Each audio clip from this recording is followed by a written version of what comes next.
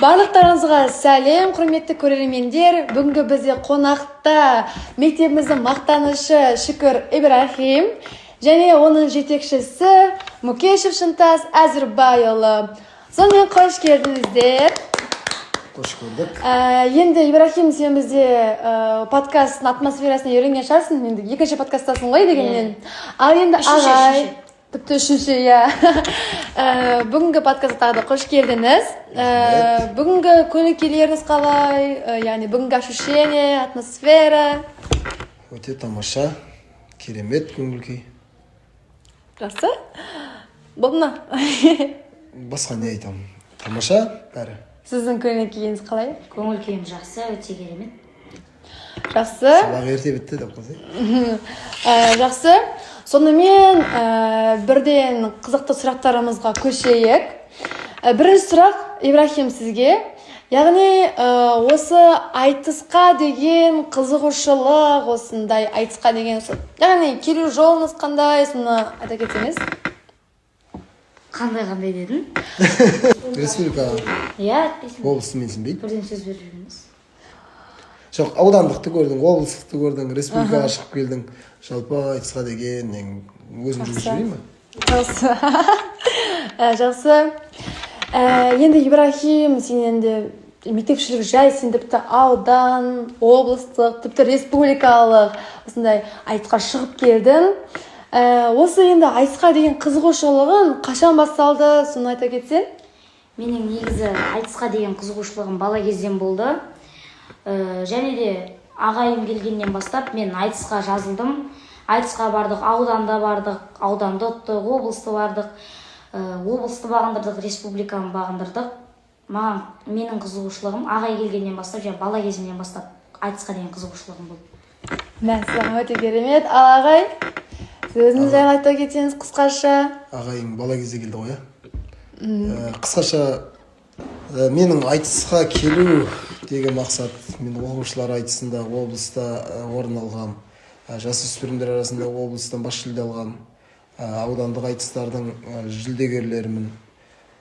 Жүрсін Ерманның үлкен айтысына бір қадам қалған кезде жалпы той деген саланы ақшаны таңдап кеткен жандардың бірімін. Енді қазір менің жасым 30-дан асып кетті. Енді маған айтысқа сахнасына бару кеш. Сондықтан мен өзім жетпеген жетістікті осы шәкірттерімнен көргім келеді. Сондықтан осындай балдарға не білем, не нәрсем бар, соның бәрін бойдағын барын беру басты мақсат. Өте ғажап, өте керемет. Енді ұстаздан шәкірт озар дейді.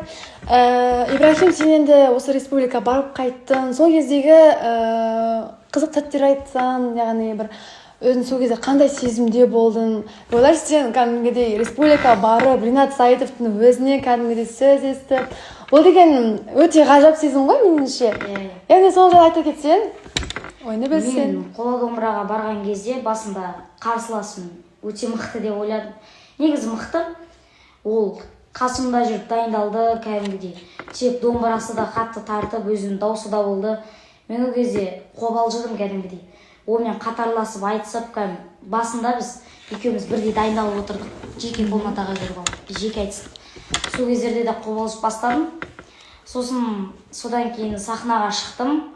Оны айтыста көп сөздермен, тәсілдермен жеңдім. Ринат Саидовтың да қолын алу бұйырыпты. Басқа айтар жоқ. Ой, рахмет. Одан кейін тағы айтсам, келесі сұрақтар.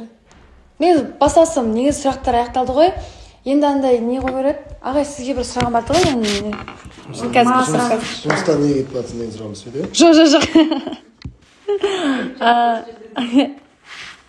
Жоқ. Осы жарыстарға бармай тұрып, осында дайындық кездері сіздерде қалай өтті? Мысалы, негізінде көбісіне сол қызық. Осы жетекші мен оқушының арасындағы дайындық барысы қалай өтті? Қандай бір қиыншылықтар болды? Яғни, осы дайындық басында сіздер нені қатты ескердіңіздер? сол жайлы білгіміз келеді. Жалпы республикаға баратын кездегі дайындық сұрап отырсың ба? Әлде жалпы айтыс? Жалпы аха, иә. Енді менің бір жылға жетер-жетпес уақыт болды. Алдаспан деп үйірме ашып кілең ақын жанды балалардың кішкене болса да ақындығын ояту, өзімде әйтеуір азды көпті білетін солардан көру болды мендегі мақсат. Енді облыстан шүкір Гүлзат орын алып келді. Осы республикаға баратын негізгі себеп сол Гүлзат. Гүлзат қазір студент, сондықтан қола домбыраға оның жасы келмейді. Содан кейін фамилиясы бір ғой деп Шүкір Ибрахимді республикаға дайындадық. Ана жерін құптайсың ба? Ананың мысқылдап отырған құптайсың ба? Жаяу ғой. Не мысқылдап отырсың сен? Сен Гүлзат үшін бардың? Гүлзаттың арқасында бардың. Жақсы. Енді екеуіңізге де жалпы сұрақ. Осы айтыс сіздерге не әкелді? Яғни сіздер осы айтыстан не ала алдыңыздар, не ұғына алдыңыздар? Мен бұл айтыста сұрақты қалай қою, суырып салу, сөзбен сөзді қалай ұйқастыру, және де үлкен сахнаға шығып көру, халықтың алдында өзінің сөзін жеткізе алуды ұқтым.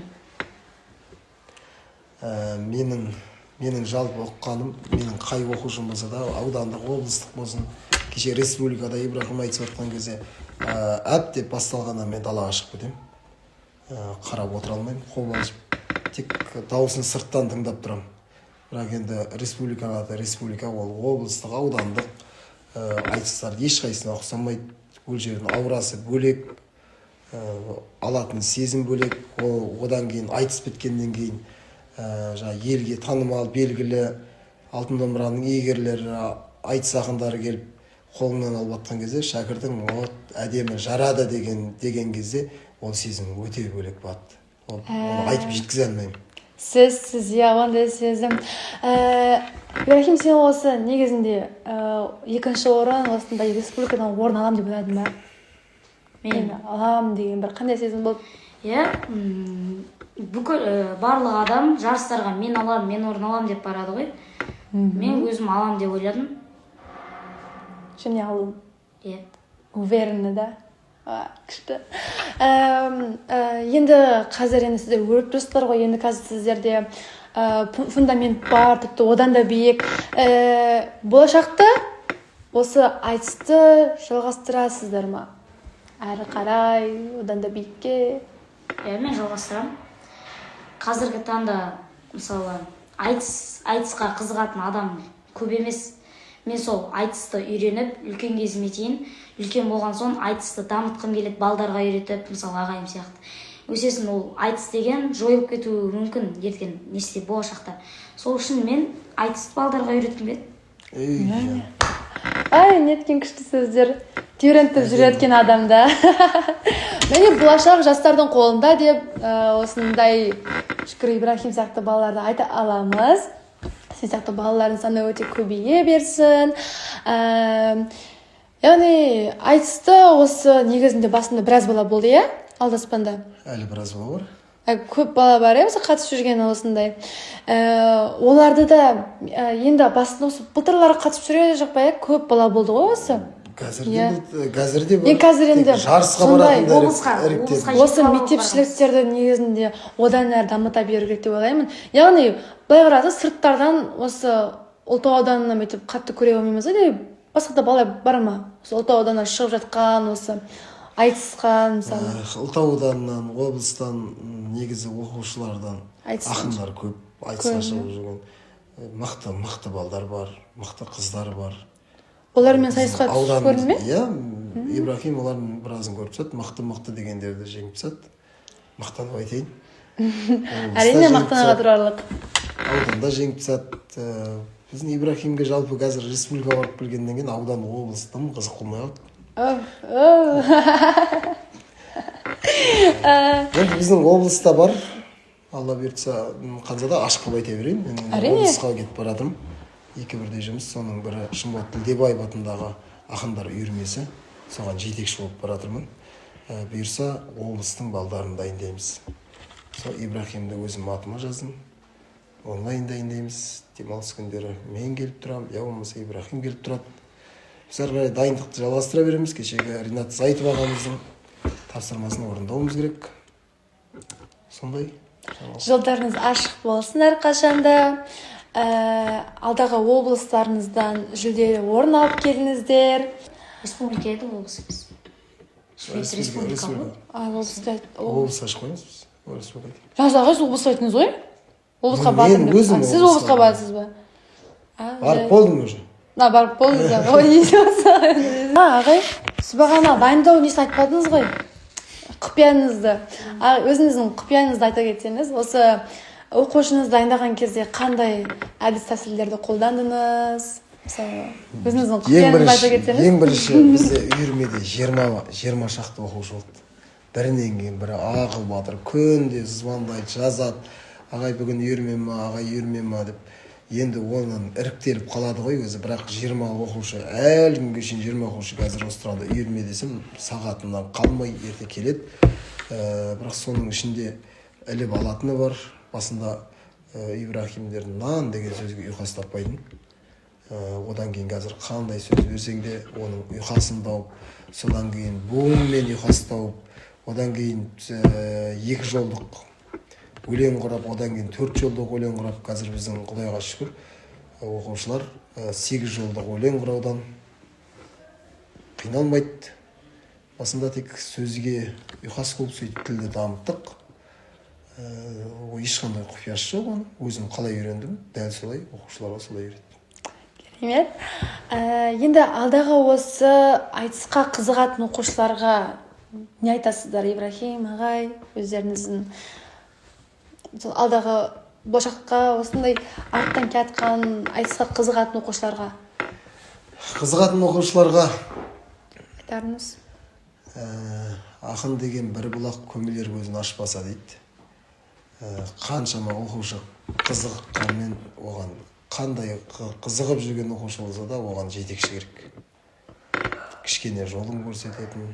Сіз де жетекші ме? Сіз сияқты? Мен сияқты басқа да айтып жетекші керек.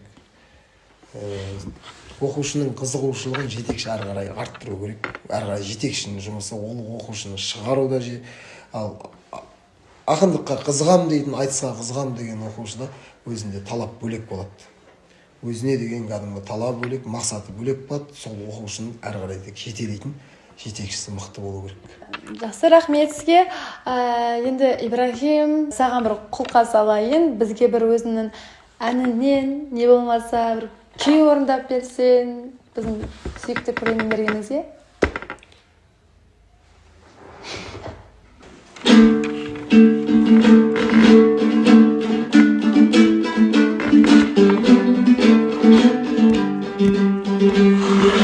Қалам алып қолыма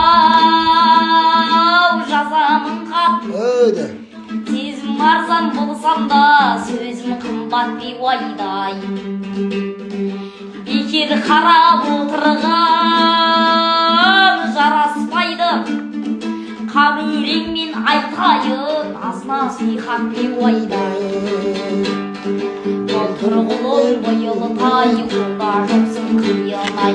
Ұстараның жүзіндей аударылған дүние-ай. Жүрушедім той-тойлай, тұрғын бермеу бір байлай. Әдейі іздеп келгенде сөйлесегін қайлай. Әдейі іздеп келгенде сөйлесегін қайлай. Керемет орындау болды. Сонымен осылайша бүгінгі подкастымызды қорытындылай, яғни аяқтаймыз. Бірге? Сау болыңыздар, сау саламатта.